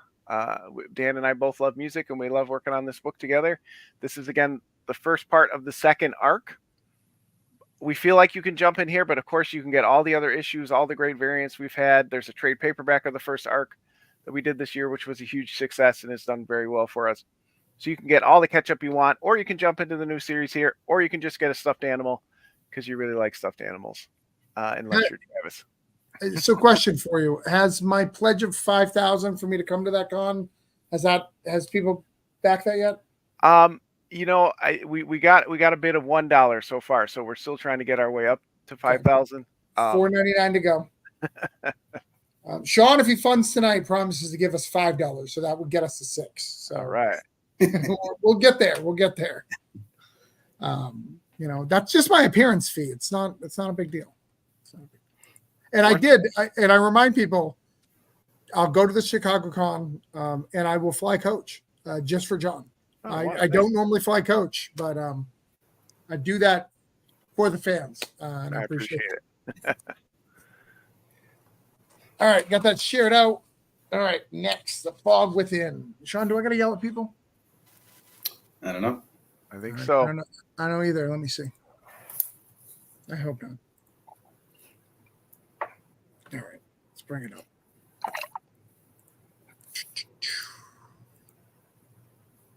I'm going to refresh and assume that is not accurate. We do know that when you come on the show multiple times. Now, mind you, he didn't want to come, and I said, "You better come because this is it. I'm done. I'm retired for a little bit after tomorrow night." All right, so let me share this out. I will get big and yell at people real quick.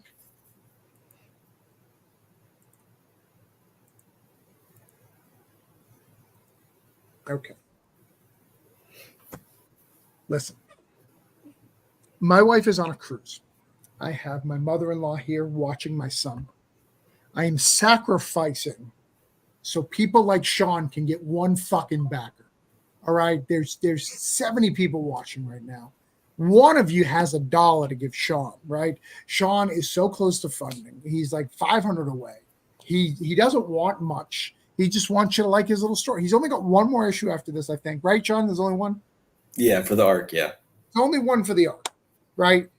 Issue 3, I've seen pages for it. It's a great issue. You need to get on this and stop wasting our time. And again, Carl's here. I don't know Carl very well. He's embarrassed by me. Neil is messaging Walter Alsey right now and saying, I don't know if this is a good idea to get back in Cthulhu. Like, I don't know if it's a good idea to get back into comics. And K-pop is here saying, do it for Gary. What about Gary? He's got his own sticker. He's important to this franchise. So I'm going to let him pitch it. I've shared it out. Do you guys know what's right? Okay. $5 from goal. $5. Someone pitching $5. All right, go ahead. Tell us about it. So it's 90s over the top type action with a modern twist. You've got rebels, you've got sci-fi, dystopian, you've got monsters, and in this issue, one of the main characters, which I have in the pages right there, basically says one of those characters will die in this issue, and it is a crazy, over-the-top, insane page. Actually, my artist David's trying to send it to me tonight. So we are almost done with all of the inks. By this week, we'll be done. And then we have about 5 pages to color. By the time the campaign ends, it'll be complete other than the draw-in page. And we will be sending it out pretty much immediately. And it's a lot of fun. So one of these guys is going to die, right? In this page, one of these? Yep. One of those characters. What you're saying is Gary is safe. Yes, Gary is safe. My son would be totally distraught if I killed Gary off. He has a lot of plans for 12 issues for Gary. He has a 12-issue arc for Gary? Yes, yeah. He wants to do more. He wants a mini series, and on K-pop show, they want to do an anthology of just Gary stories. Okay. They were pitching stories the entire time. It was a lot of fun. So there's Gary is a huge breakout character, kind of like Deadpool from a lot of people don't know that, but that first appearance of Deadpool is really the first appearance of Gideon. Gideon is a great character. Not a lot of people talk about Gideon, but he's really the star of that. And then somehow Deadpool took it over. And then, did you know? I'm going to go on a rant here. Did you know that even though it says in the front that it's Domino's first appearance, it wasn't, because that's a Domino clone? Are you aware of this? Huh. It blew my mind. Hold on. My bad. I thought I already backed Sean. Oh my, are you serious with the Gary situation? All right, you better fix this. Nope. You got to fix that right now. Let's see. Okay, Pop. We're waiting for you to back right now. All right. All right. Oh, looks like 2 people back. So you're 54. All right. Yes. All right. I'm perfect. Appreciate it. All right. Let's get you off of this thing. I mean, that was embarrassing for you, K-Pop. That was embarrassing. With all the talk about Gary and the Gary, I will submit my writing talents to Gary. Awesome. I'm excited about this Gary anthology. Listen, I was on a Gary high the other day. All right. So we got Gary taken care of. All right. Now we go to my book. Let's see if my book's all right. And then we got to go back to Tails. See how Tails is doing. Just because he has internet problems. Where am I? It's Fairy Tales. I am still where I left off. Interesting. Let me refresh. Come on, guys. Oh, no, it's right there. Back Travis. No, we're good. We're good. We're good. I just needed to refresh. Let's get a 666. Come on. 666.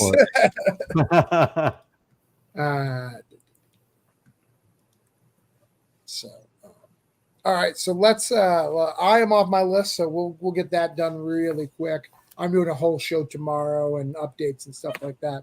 We don't need to take a lot of time with mine. I'll share it out. You guys know what it is. If you guys are watching this show, you're probably familiar with me. Though we're getting a lot of feeds from John's feed and from 24/7 Comics feed. So let's get this shared out. Yeah, I think we're on Twitter as well, streaming. Yeah, I like Twitter, but I hate Twitter, right? Because Twitter says you have a huge number of people watching, which is not an accurate statement. So it's actually 2.5. Right, it's because it's playing in the corner. It's kind of still there. Oh, and I just saw that Drums of Doom just went up in another little bit. It's almost nice, dude. Almost funded yet? No, where we at? Drums of Doom, I think, is at a couple of dollars. Let me check. Hold on. Yeah, someone do this. Anyone go to Baltimore Comic Con? I will be at Baltimore. Oh yeah, nice. I'm actually gonna be there. I'll be there with Sean Chen for our first book. Nice. And you're gonna be there too, Neil, right? You said? Yep, I'll be there. Dude, we should meet up. We should hang. Yeah, well, do you guys have tables? I Yeah. have a table, and we're doing some drink. I'll host a drink thing. We'll all hang out. It'll be good. Cool. All right, That's guys. fun. $5 to fund John's book. Can we get that done? Who hasn't backed? Let's get John there. It's $5 away. We can do this right now.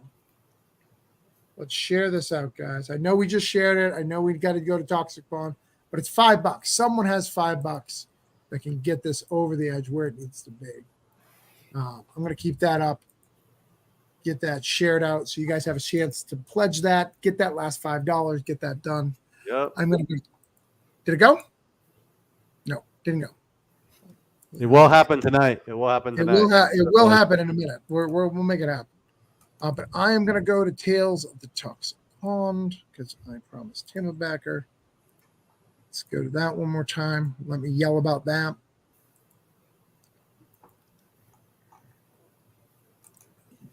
All right. Danny's not here.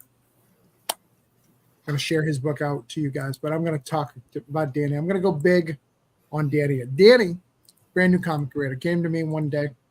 I've known Danny for a few years. So if you guys don't know, I work in my primary job is I own a web design marketing. So I do a lot of web marketing. I do a lot of stuff of that nature. So I have a lot of clients. One of my clients is an urgent care. In that urgent care, he was the manager of that urgent care, and we got talking about comics. And we have been friends for about 15 years through that because I've had that customer for 15 years, maybe even 20. Like, it's been a long time. Anyways, so he loves the comics, and then he humbly asked me to have coffee with him to try to whether or not he should start doing comics because he had kind of put together a Kickstarter. It wasn't quite working as well, and that he wanted to do it. And we got him his first campaign. He's kind of got the bug. He's now very active in the community. If anybody is in my Discord, he's very active, very part of it. So I want to get him another pledge. We need one more to just get him where he needs to go. Get that to where it needs to be. Let's see if we can get that tonight to make sure that I can mark him off my list because he's the only one I haven't marked off yet.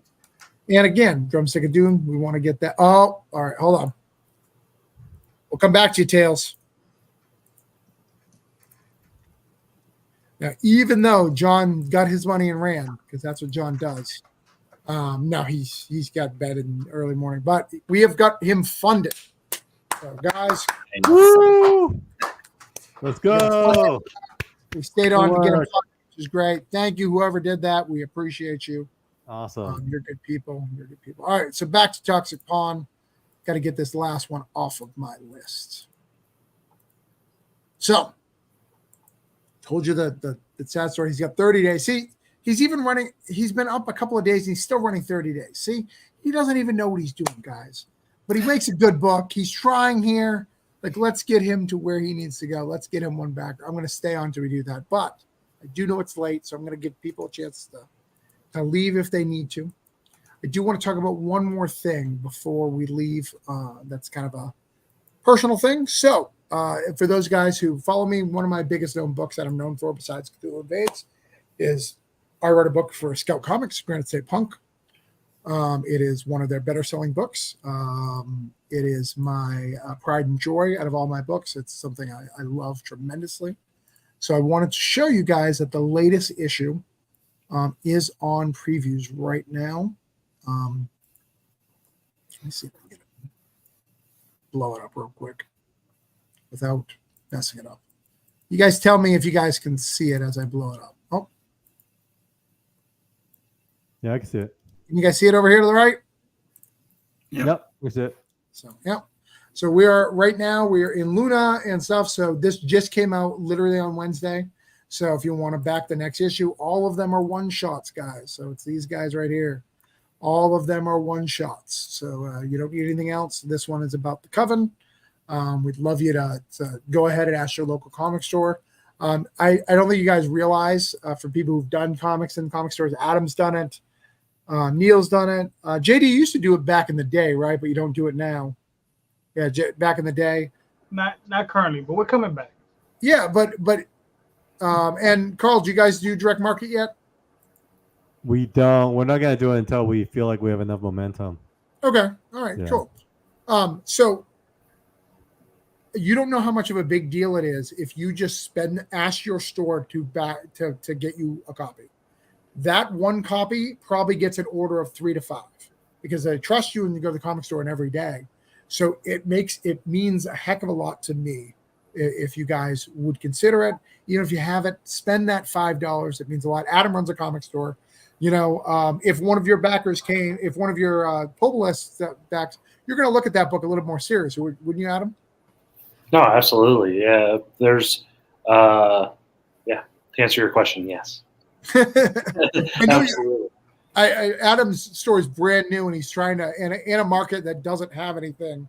So he's trying to build it, right? So he's. So especially, I mean, I probably say we're the world's smallest comic store, both by market share and by square footage. But yeah, man, if someone comes to Meltdown Games and Comics in Pocahontas, Iowa, and asks for some indie comic, we'll definitely stock a few issues. It's weird because most of our customers prefer indies to the big two stuff. We can't seem to sell Marvel and DC as much as we're selling Invincible and things of that nature. So, I mean, maybe that's just you being an indie superstar creator of shit show. Maybe I should put more comics out just besides my own. Maybe that's why the number. I feel like we need T-shirts that says Indie Superstar. Yeah. Just for Adam. But so I want to let you guys know, I just sent the link out. Like I said, if you have a local comic shop, ask them to order a copy. I'd appreciate it. It makes a big deal. I know, I'm not going to, I'll be 100% honest. I know the reputation of Scout. I know some of the stuff that's going on with Scout. But you have to remember that there's creators too, right? There's creators who are making these books, who have invested lots of money to make these books. So for every bad story, there's people who, they made their book or maybe they made money. I think a lot of people all right, I'm going to get deep here for a minute. When publishers get like blasted on the internet, you have to understand that in the indie market, not everybody understands what it means to be indie. And what I mean by that is a lot of times indie comics are lost leaders. You want to get your name out to the market, but you're never going to make any money. And some people understand that. Some people don't. And they assume that if they go in the direct market, they're going to sell thousands and thousands of books and keep it up. I'm going to use JD as an example. If JD sold the thousands and thousands of copies, he would still be in the direct market. He did not. No. And even if he did, he didn't make enough from those thousands of copies to stay there. Well, I'll explain it to you. On those books, Dreamweavers, see, here's the problem. We were 19. So we did sell 6,000 copies. But here's the problem. Issue 1 came out in 92. Issue 2 came out in 93. And issue 3 came out in 94. Like I said, we were children. We didn't know what we were doing. So annually is not a good way to put out a book. But, Well, it's like the old Image guys, right? They got it till they spent enough money, and they're like, "Whoa, you should probably put out we need more money." Got to put out another one of those. Or just find really patient fans. Right. Mm-hmm. I mean, how many years was Wetworks advertised before it actually came out? Like that book was 5 years late. I don't remember. It was so late. Yeah. Yeah, but that was like book 1 was Wetworks. It was Wildcats, Youngblood, and Wetworks, and that shit did not go on for a long time. But why I was ranting and talking about previews and why you should order 7 previews. And I say that about my book, but any book in preview. If you see a friend and you really consider them a friend, spend that $5, guy. That $5 means a lot to them because that $5 probably translates to, 15 or 20 because of the amount of copies that will be ordered by that store. And somebody was generous in that Tails.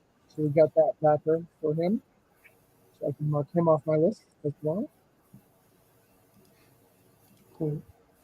So again, we are at 100%, guys. We have never, ever not got everyone a back on our campaign. So thank you guys for doing that. Awesome. K-pop says Wetwork has some of the sexiest art in it. I agree. Man, Will's Portasio, that guy, he's the man. Mm-hmm. Yeah. But again, I can't tell you anything about that story because it came out, I think, only like 4 issues ever came out, if I'm not mistaken. 4 issues? Oh my god. I think there was 4. I think there was 4. They appeared in other shit, so you may have a little bit more story with Wetworks, but Yeah. I think the actual Wetworks book is. I need to look it up now, but I think it's only like 4. They canceled after 15 issues. Okay, But okay. I remember it was a lot of time in between, like of when the issues came out. It was So it started in 2006 and ended in 2008. No. Volume 1 had 43 issues, it says. Holy shit. 43 issues. Wow, surprise. What? So you get the is 4 not- right. This is not what my memory Volume 2 tells is 15, yeah. Maybe you read 4 issues. You checked out after 4 issues. Maybe. Wow. Wow, 43 issues? What? I don't recall 43 issues. Yeah. I think I might have gotten maybe like 6 or 7 issues. Like now that I think more about it. But I just remember they were like really sporadic. Like they were not monthly at all. Huh. Interesting. All right. So now I need to come up. I have a theory, guys, that you can get every issue of Savage Dragon in $1 bin if you try hard enough. I mean, it's interesting because that's one like the little train that could, it kept going. Yeah, And, it keeps going. it keeps going. Never mind.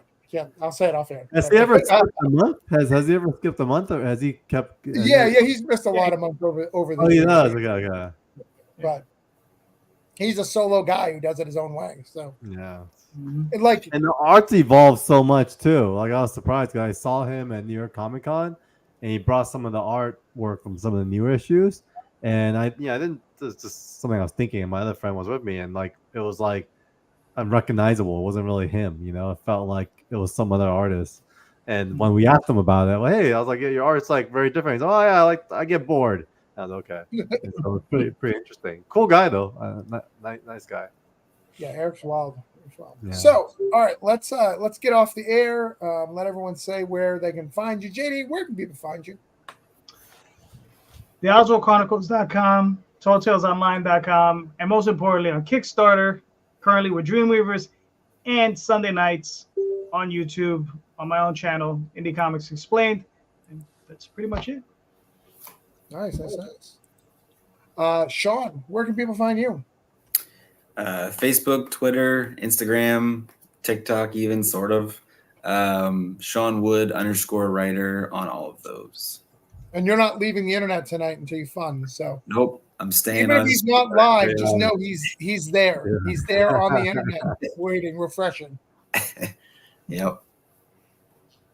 Adam, where can people find you?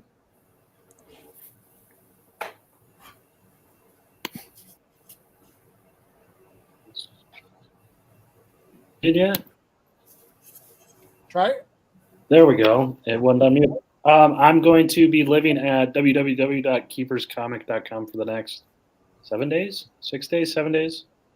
Next Friday. How many days? I don't even know what today is, but next Friday is where it is. So Till keeperscomic.com. September, you'll be there. Yeah. Neil, where are you? Find me Neil Mockerman or Neil Mockerman Comics on Facebook, Instagram, probably Threads, and all the other ones there. Pretty much everything but the Twitters. How about Blue Sky? Can we find you on Blue Sky? I do have a Blue Sky account. I haven't really done anything with it, but I'm there. But you're there. Yeah. Carl. All right. Thanks, Travis, for having us. It's Carl Choi. So you can find me at all my socials, Carl Choi, my name, and then 247comics.com as well as 247 Comics HQ. So it's been really fun, guys. Great to meet you, JD, Sean, Neil, Adam.